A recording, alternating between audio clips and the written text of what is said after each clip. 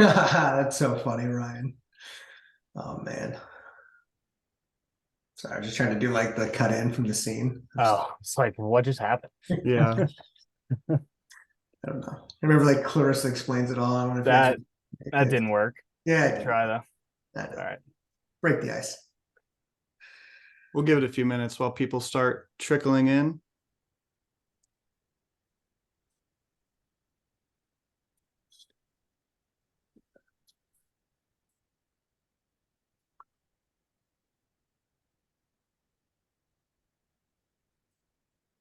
Ben,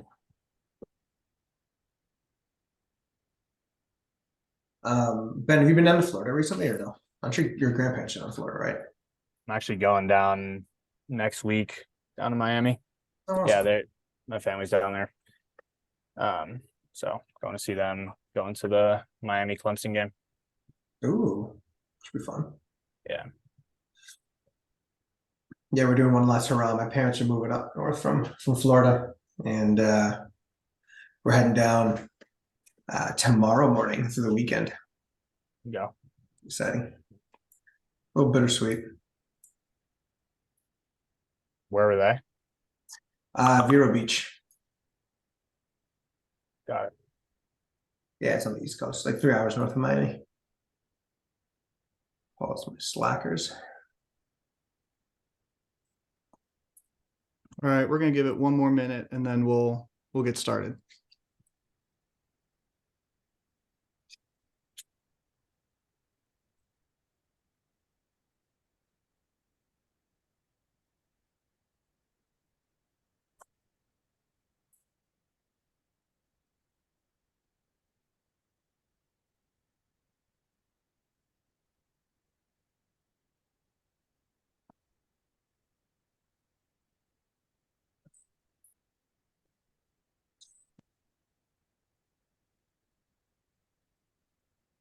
All right, I'm gonna get things kicked off. So thanks everyone for joining. Today we're gonna talk through a webinar really around all things sales for early stage startups. We've titled it From Zero to Hero: Smart Sales Tactics for Early Stage Startups. And we have some awesome speakers today to kind of go through what it's like to be on the ground floor selling at a really early stage of a company. So to get things kicked off, I'm Ryan Bennett. I'll be the moderator today. I'm with LogicBoost Labs, also on the sales side, but today you'll be hearing more from my colleague, Michael Millstein. A little bit about LogicBoost Labs. You know, we invest in companies, both our time and money, into early stage B2B tech startups, really with a goal of getting them to their first $1 million in ARR. And so we insert ourselves from marketing and sales and tech and customer success perspective. And today we actually have one of the founders of one of the companies that we invested in on the panel as well. I'm going to hand it over now to let Ben and Michael introduce themselves. Ben? Well, yeah, thanks. Thanks for having me. Yeah, Ben Siegel, co-founder, CEO at Abode. We help big enterprise companies engage and retain early career talent, so interns and other people who they hire out of colleges mainly. Fantastic. And Michael? Yeah, I'm the vice president of sales at LogicBoost Labs. As Ryan mentioned, kind of work on the cohort process of bringing in new applicants to our portfolio. And then, as Ryan mentioned, LogicBoost has a really interesting model on how we work with our startup, not only putting our cash, but putting our time in. So I work directly with our portfolio of companies, and Ben was one of the companies I worked with. It was actually my first portfolio company I worked on with as I moved over to Labs for my previous role. In working directly with the sales organizations. And previously to that, I worked with a startup called Psychotic Software, where I was first of 10 employees, first salesperson, and helped grow that organization until it was acquired by private equity. So excited to kind of talk, about how founders are struggling and my experience in working with founders and approaching sales, and some of the stories along the way. So excited to be here and chat with you guys. Fantastic. Thank you. Yeah. So just some housekeeping before we dive in. Please use the Q&A tab to ask questions. We will try to cover these either throughout if it pops up and it's relevant in a topic we're talking through, or at minimum at the end, we're going to open it up for some questions from the audience. So please use the Q&A. I'll keep an eye on it and make sure I get the question to these guys. And then at the end of this, we'll have some helpful links and resources. We'll also share the materials with everybody who attended today. So the structure of how this is going to look today is we're going to go through some topics. I have some questions that I'm going to be presenting to both Ben and Michael, and let them kind of give their perspective on the questions and the topics. And then, like I said, as we have any from the audience, we'll throw those in there as well. So without further ado, we'll start with the first topic, and I'll direct it to Ben first. So the first question we have is, what are the biggest challenges that founders underestimate in early selling? Yeah, a lot, I guess. And I'll say this too with like everything that I'm going to say, like, obviously it's my perspective, and what we're selling is very different than what anyone else is selling. And you know, it may not be applicable to everyone, but it's my experience. I think for me, the hardest thing in the beginning was like I had never been a salesperson before. I'd never been taught how to sell in a traditional sense. And so it was a lot of, you know, me as a trying to figure it out, I guess, on calls, understanding how to actually, you know, get people to answer the questions that I wanted, how to ask questions in a certain way, how to actually, you know, dig deep and just do the things that like good sellers do. And so that obviously took some time, but I think for me, the hardest thing early on was actually knowing when somebody wanted to buy and when they were just, you know, excited about what we were building. Like, obviously most startups are building something cool and new and it's solving a problem. And so you get on the phone and you're talking to people and they're telling you your product's so great and solving all their problems and blah, blah, blah. And then they don't buy and you never hear from them again. And trying to understand, you know, I guess trying to separate that type of feedback from the actual buying process and truly managing the buying process and not just the sales process, right? I think a lot of what you find online or, you know, the advice you get is like, hey, here's the sales process, right? Like, do discovery, do a demo, do this, do that. Just because you're doing that doesn't mean anyone's going to pay you money. So we had to learn a lot about how our customers actually buy things and when they're just, you know, out there exploring and they think something's cool and they get to break up their day by talking to, you know, a startup for 30 minutes versus like when they're truly looking to, you know, invest money in a new product and solve a problem. So, yeah, I mean, I guess like long way of saying there's just a lot of learning lessons early on about truly how to sell. And I just think most founders probably don't come from a sales background. So for me, what was super helpful was just like recording every call, going back, watching them, trying to learn from them, reading books, working with Michael, things like that. Yeah, that's great. That's interesting. Michael, I want to pose the same question to you. You know, obviously you're not a founder, but you've worked with a lot of founders we have here at Lab. So what do you see as some of the biggest challenges that the founders that you work with are kind of underestimating in their early selling stages? No, it's an awesome first question, and I'm gonna dovetail off of what Ben said because I think he hit the nail on the head. And I think one big piece is not only understanding when people are actually interested versus just excited, but the buying process. And I see a lot of non-sellers or first-time sellers are scared to ask tough questions. They think it's intrusive to ask people what their budget are, what their timeline looks like, right? You know, why are we even having a conversation? They just think, ooh, like we're having a conversation, they must be interested, right? So I think that's kind of the first thing that I would address is that aspect, right? It's just not being scared to ask the tough questions early on, because that's how you qualify deals in and out. That's how you qualify prospects in and out. The second piece, it's kind of three things. And the second piece would be taking product out of conversation. And so a lot of times when we are working with startups, we are working with technical founders or people like Ben mentioned who aren't salespeople initially. And the first thing that people do in that process is they try to rely on talking about the product and how great the product is and how the product can do this and the product can do that. At the end of the day, and I remember telling Ben this, I tell every founder that I've worked with, and then every company that, Ryan, that we've interviewed, and that, no one really cares about your product, right? People want to know, can you solve my problem? So it's about boiling down like what your product can do into 3 to 4 problems and trying to, I don't want to say discover pain, because it's not about trying to build something that's not there, but understanding how they're solving for those problems today, and so how they're addressing them, right? Because a lot of times it's multiple processes, multiple teams, multiple aspects that have to come together to solve that. And that's typically what new technologies to the market are trying to do, is solve for that problem.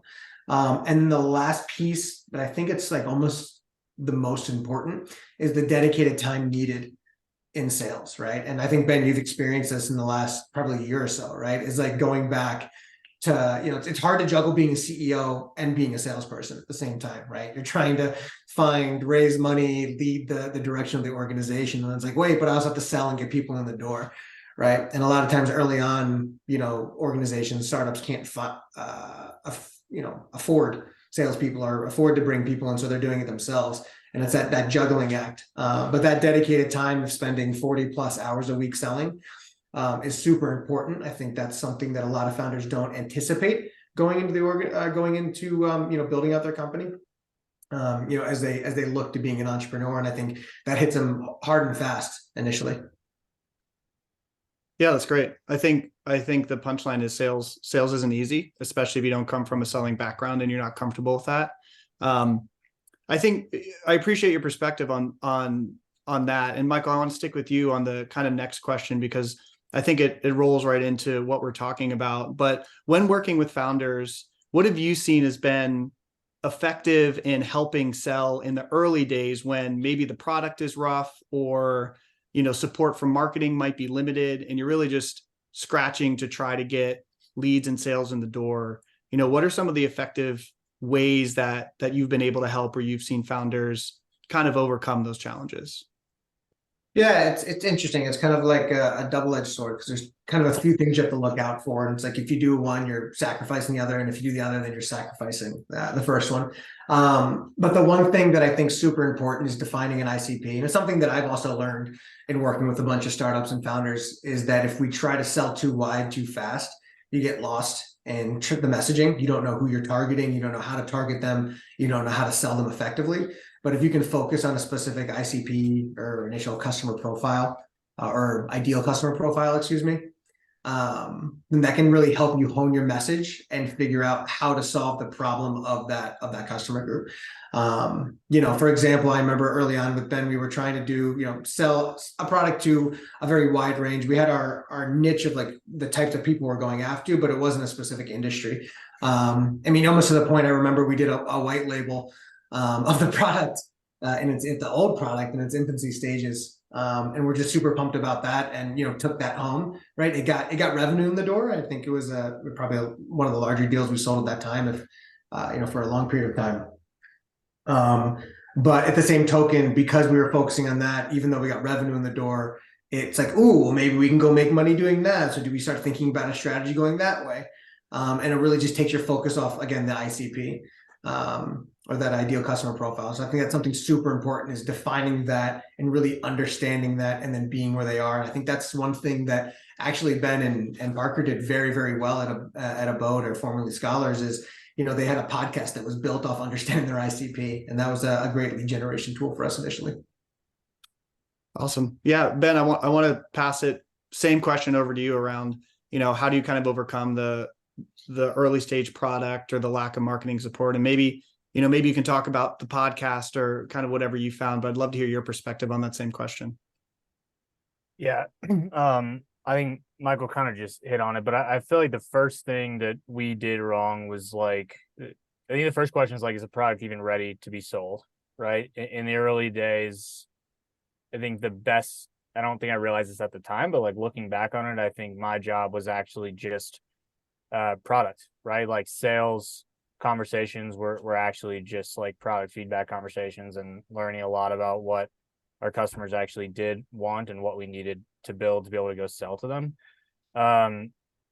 if I could do it again, I would have found like one or two customers who could do that with me and truly like love and help build the product. But I think the thing that's been as helpful for us is just being honest with buyers about where we're at, right? Like, this is the product today. We're a scrappy team. We're building fast. Like, we're going to help you solve your problems. Like, you're going to come work with us now over Workday or whoever, because, you know, Workday's not going to listen to your requests and you're not going to get the product that you want. So I think like leaning on the fact that we're small and can move fast, it has been helpful. And then obviously like selling off the roadmap too, right? Like a lot of I've sold screenshots just as often as I've sold like our actual products, obviously making sure people understand like when it's coming and whatever. And that takes, you know, a co-founder or an engineering team that's like equally as bought into the sales process and the direction of the company, which honestly, I think has probably one of the better things we've done is get people rallied around the fact that like revenue is the only thing that matters. So that when we go out and meet someone and we have to go build a feature and it might not be the thing that they were building right now, that they're ready to drop everything and do it. Like, you got to be scrappy. You have to understand that, you know, you might not have it all figured out, and like you're equally taking, you know, feedback and learning about the product as much as you are selling at that point. I could talk about the podcast too. I don't know if there's more on this that you want to go into or not. Well, we have one question from the audience, and I think talking about the podcast would be a great next step. But a question we got on this topic is, when you're going through a sales process and you have a product roadmap, are you physically sharing your product roadmap as a part of the sales process? And so I think the question here is, you know, some startups have actual like web pages where you can click and see what their product roadmap is and where they're going. And you reference that product roadmap a little bit. So are you, you know, as a founder, comfortable sharing what that projection looks like in a form of like a documented form, or are you just kind of having conversations about, look, this is where we'll be at around this time? I think for us, everything's on the roadmap, right? Like, if someone wants something and we don't have it, it's on the roadmap and we're going to build it. We don't share a roadmap because like, we really don't have one. We have a direction and a vision of like where we're trying to go, but I think we've tried to be agile enough to understand, again, like, in order to get there we need customers, and in order to get certain customers we're going to have to build certain things. Our concern, and the reason we haven't done it, is like, you get pigeonholed in a certain direction with one customer and it might not be the direction that you're going right now. So yeah, I guess when I say we're selling off the roadmap, it's more doing really good discovery, figuring out what people actually want and need, and, you know, if that ties into where we're going, effectively letting them know that it's going to get built. Yeah, that's great. I think we're really, what you're talking about is transparency and where you're at and where you're, you know, potentially going. And then a lot of it is, you know, there's a product question too of, do you build every, you know, every feature that somebody requests, and how does that work? But that's really more of like a larger product conversation. I think the philosophy here is transparency and, you know, just being open about where we're at and where we're going. I think it would be great, Ben, if you would talk about the kind of the podcast that, you know, in this topic that we're going through. It's around how do you generate traction, right? There's not a lot of marketing support, not a lot of resources around lead generation in general. And it sounds like, you know, you at Abode really figured out a way to get some momentum there with this podcast. So I think our audience would be interested just to hear a high level of what you did and how you got there. Sure. Yeah. And I think the podcast is like one example. And we've actually thought about, you know, this a lot recently, but I think for us, and I'll talk about it in a sec, but where the podcast really gets to is recognizing that like, we don't need 1,000 meetings or demos to, you know, close deals and do what we're trying to do. We need to get on the phone with the decision maker at, you know, 500 companies in the United States that exist, and what do we have to do to get their attention. So for us, the podcast is one way of doing that, which is effectively, you know, we're interviewing who should be signing the contract. And we're not talking at all about Abode. We're talking about their early career programs that they run, what it's like to work at their company, why people should go work there, et cetera. And it's effectively free marketing for them. So we publish it, we put it out, we, share it with college students who are looking for internships and jobs, and we help to drive, hopefully qualified applicants their way, and we give them this kind of free marketing tool that they can use in their own recruiting practices and stuff like that. But for us, it gets us on the phone with, the people that we want to be selling to in a non salesy way, where we can kind of start to build a relationship and get to know these people. And then obviously it kind of naturally leads into, them asking, well, tell me more about Abode, how, blah, blah, blah. And now we've kind of started a potential sales process with them. So we've got about 40 logos now, and just about half of them have been guests on the podcast. It's been a great tool. Great tool for us. I think the other things that we do that are similar that work well is just like get on a plane and go see people. Like I probably travel at this point weekly to different cities to go either see prospects or customers if there's expansion, host a dinner, get 6 or 7 people around a table. Like that's potentially 6 or 7 qualified opportunities. It's a lot quicker and easier to go do that than it is to send out however many emails or cold calls it would take to get those people in a room. Plus you're like building community, you're helping them talk to each other, and they're giving you the credit for that. So I think that's another thing we've started doing that's been pretty effective too. Before you jump in, actually, that's super interesting. I love that strategy, Ben. Is there so we don't confuse people, I want to make sure that that's just so we make it very clear. What is like the deal size in which you're willing to travel for, right? Or how many deals does it get to that threshold that you're willing to jump on a plane, right? If it's $4,000 a year, you're going to jump on a plane and fly to Seattle or whatever. Probably not. Like, what does that deal threshold look like for you? That size? And then when you're out there, I know you mentioned you'll do a dinner with like 5 or 6, but how many overall meetings or prospects are you trying to see at that? Yeah. I think we think less about the deal size and more about the potential deal size. I mean, a lot of our sales is land and expand. So the first contract isn't necessarily, hopefully it should never be what they're actually paying us just with the logos that we're selling to, but our ACV is like 30K. So the math works out to go do it. I would say on a normal trip we typically have a meeting with everyone who's coming to dinner. So like we'll be there for a day, we'll do 5 meetings that day, and then everyone will be at dinner that night, where like we aren't talking at all about anything related to buying. So it's a couple 100,000 of like potential pipeline for us. And the conversation at dinner, I mean, just for the founders out there, right? Is it focused on product, or is it focused on problems? Is it focused on just getting to know people and bringing everyone out for a good time? Like what do you see have been the most effective? Yeah, I mean, we have like general topics in our, minds, like if nobody's saying anything where we can, pose a question to the group, but the goal is that we're kind of all just getting to know each other as people and talking about, whatever. Yeah. And then obviously, yeah, like I said, we come prepared with like things related to, their roles or whatever that we could ask if we have to, but ideally we're not having those conversations. Cool.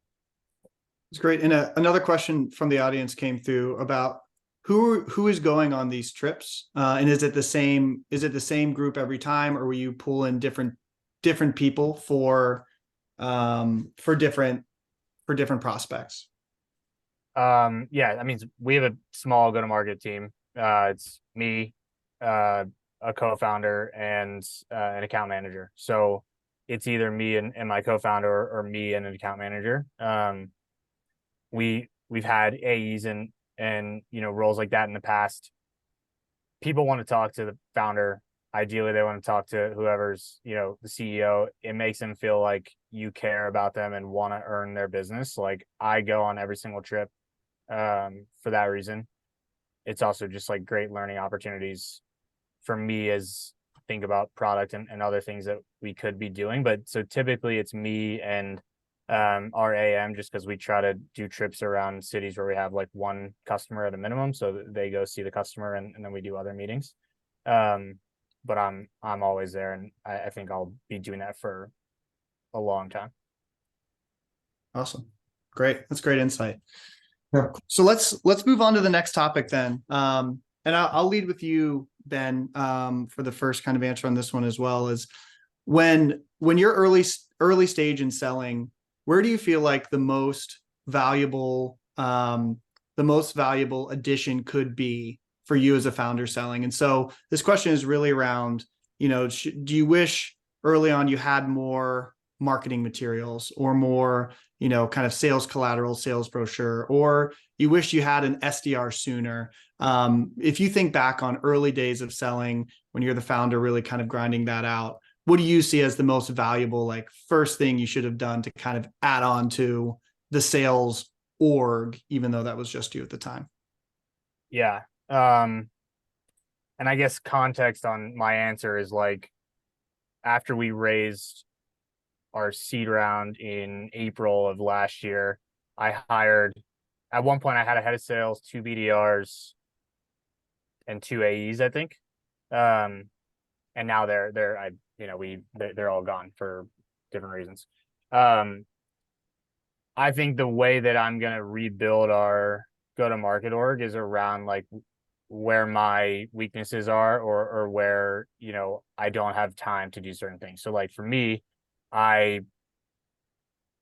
can ask any question, I'm not uncomfortable selling or closing or whatever. I think that's where I'm probably the strongest.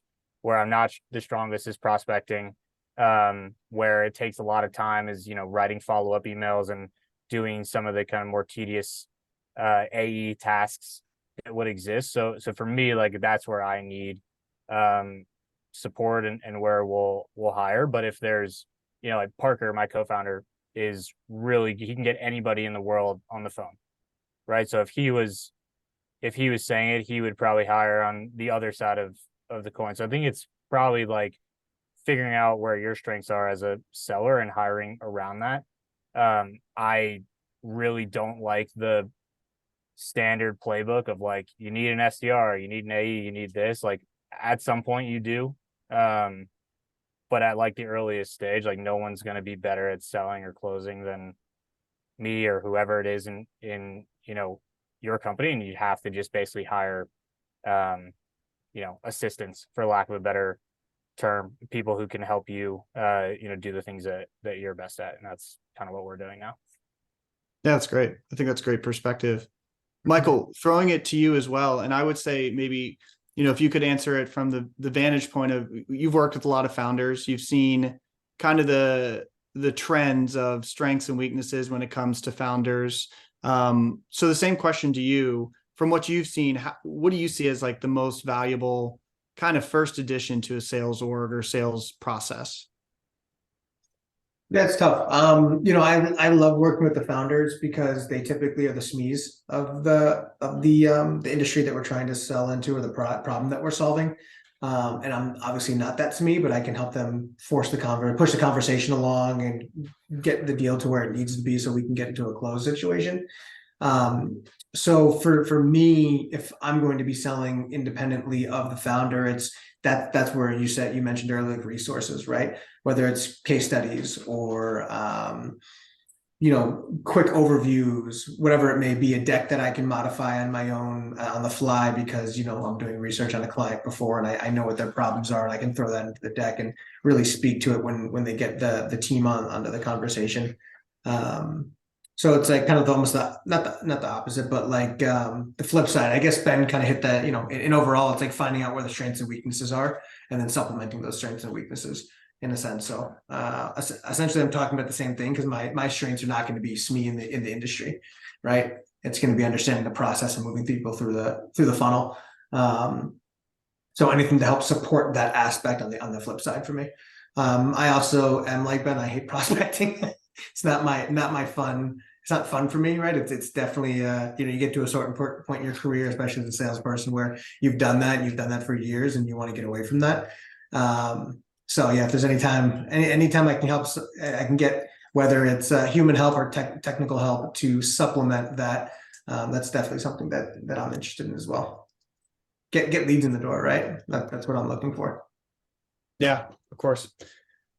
So we have a few questions coming in from the Q&A side. I think what we'll do is we'll ask one more open question here to you guys, and then I'll ask some of the questions from the audience. So we'll start this one with you, Michael, and we'll have a little bit of a different version for Ben. But Michael, I guess, what advice would you want everyone on this webinar to take away, right? If you want them to understand just one thing about selling in an early stage startup when, you know, things are tough and you don't have unlimited resources and you're really grinding it out, like, what is your one nugget that you feel like if you could just let everyone understand, it'd be a win for them?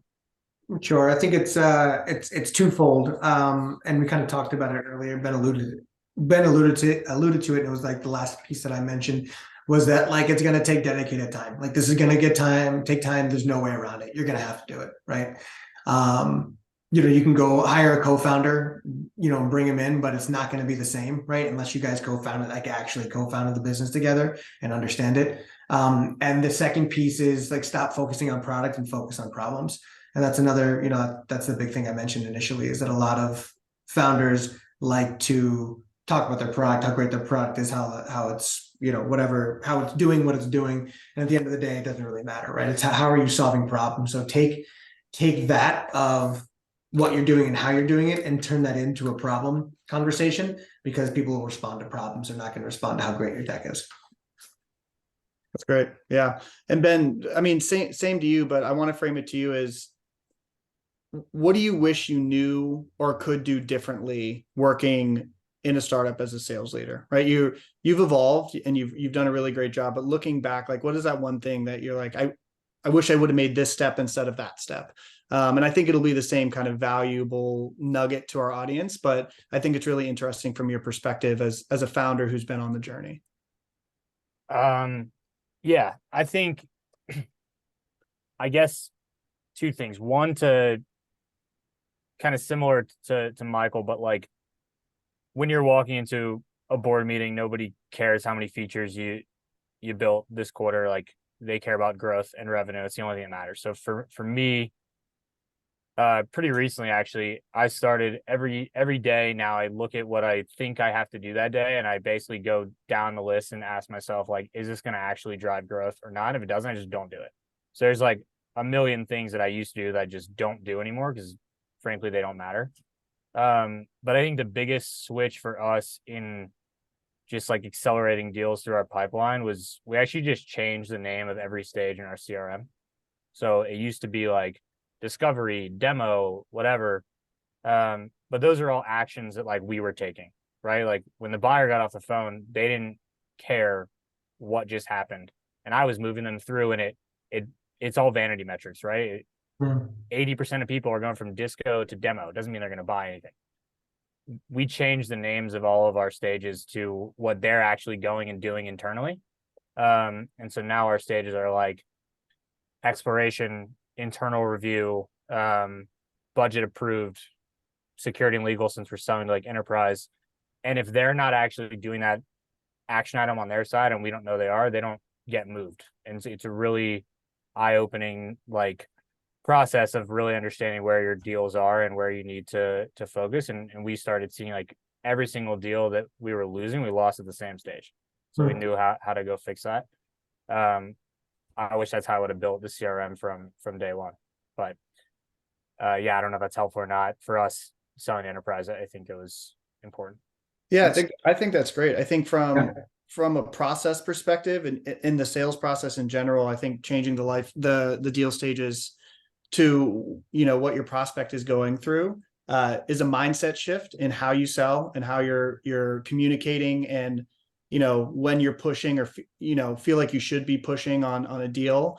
I think that's awesome. And the other thing you said is, like, vanity metrics.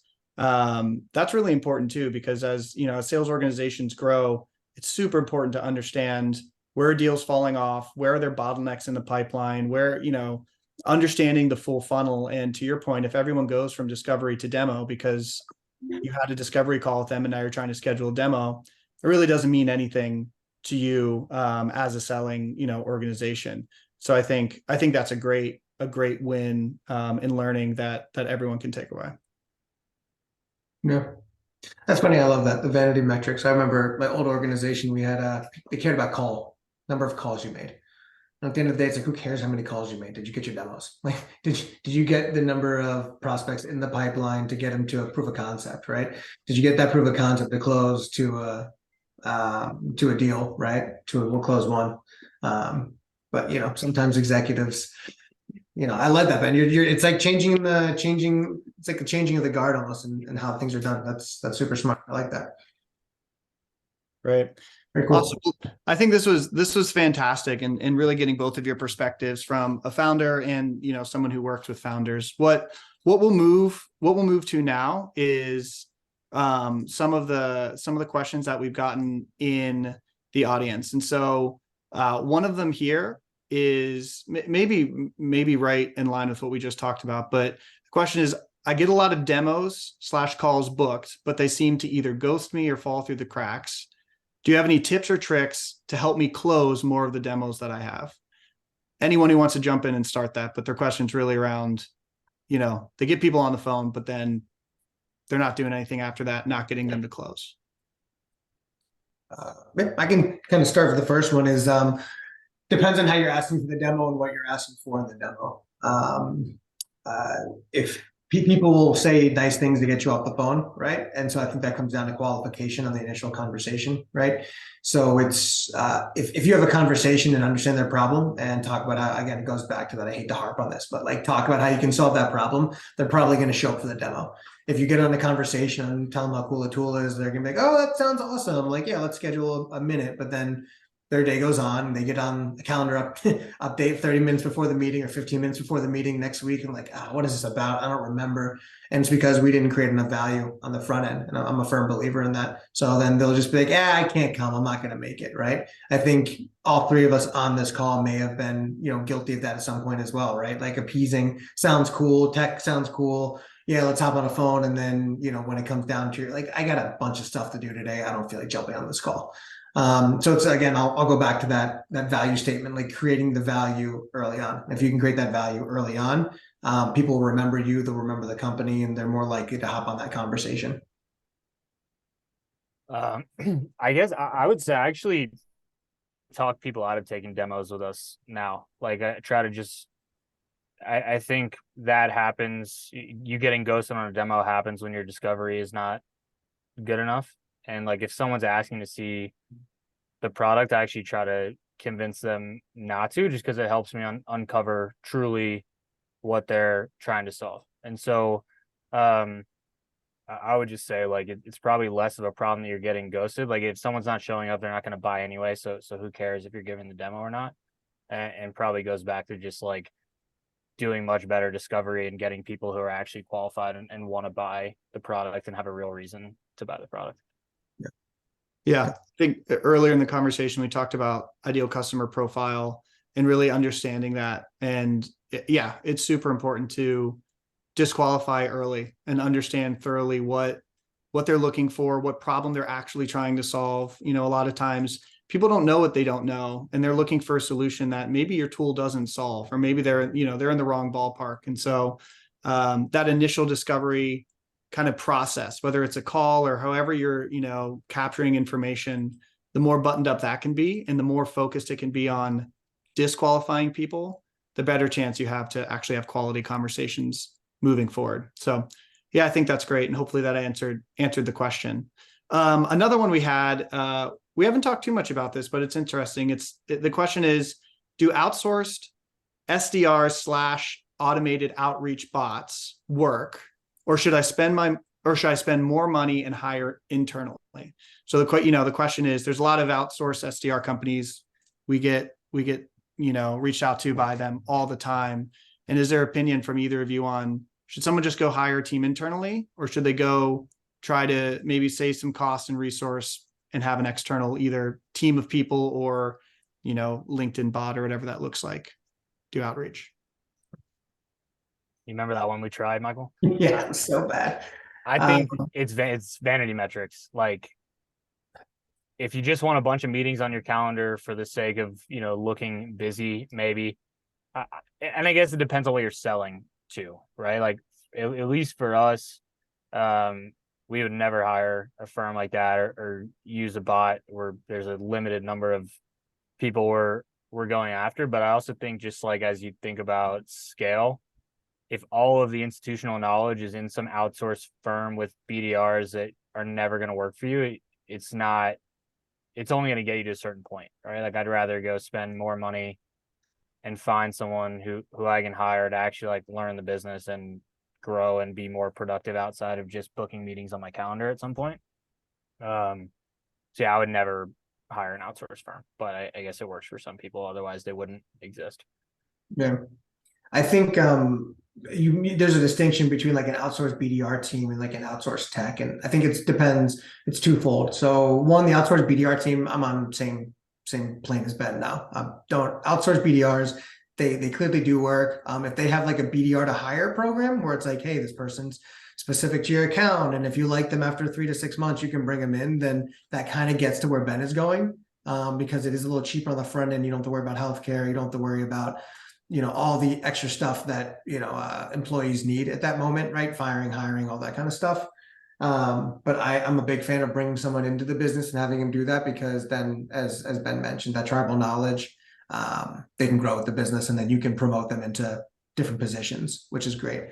With the tech, it's interesting. We did use a tech back in the day, and it was a LinkedIn outreach tool, and it wasn't great. It was essentially doing what we were doing, is replicating. The AI stuff has massively changed, and I'm getting like a lot of very good emails that are AI generated that are outreach towards me. So it's something that I'm actually dabbling with one of our startups at the moment, just because it's two of us,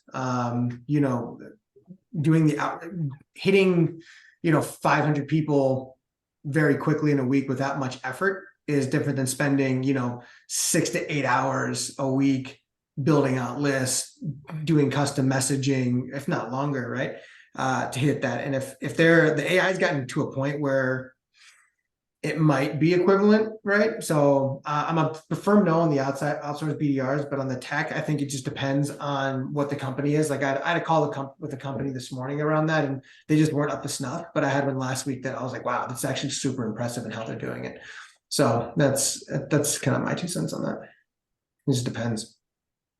Yeah, I think that's great. I think there's an opportunity for tech to supplement efforts and support what's already happening in a sales process. But I would say I'm on the same page with both of you that you never want to totally outsource any part of that, and just let either a tool or another organization run with that IP and build that momentum.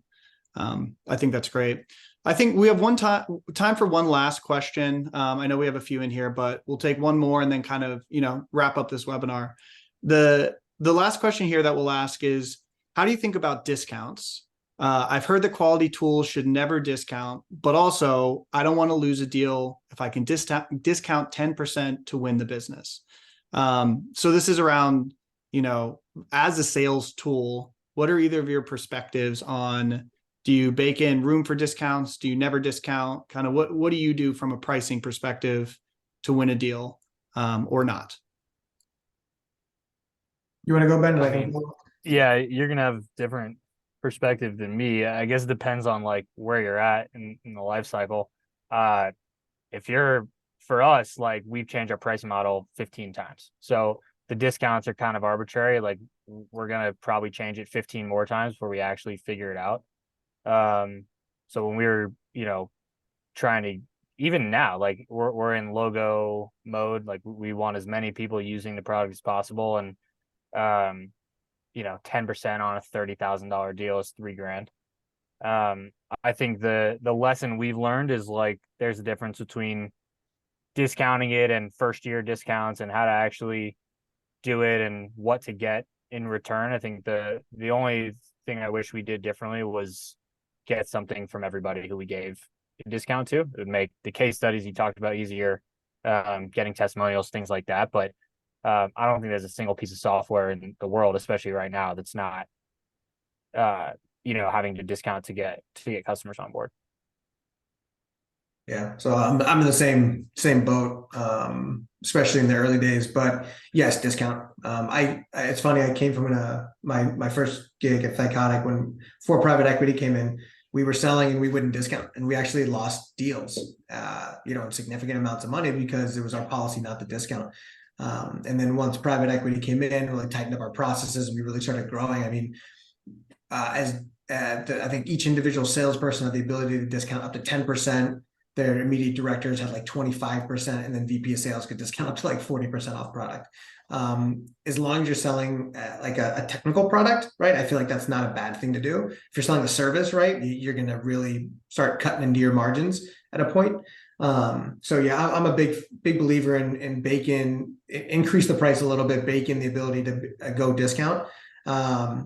Using it as a sales tool is one thing. Utilizing it to get a deal closed if necessary is very different. Right. I don't think going into a conversation saying like, oh, like we can get this down if you close before the end of the quarter.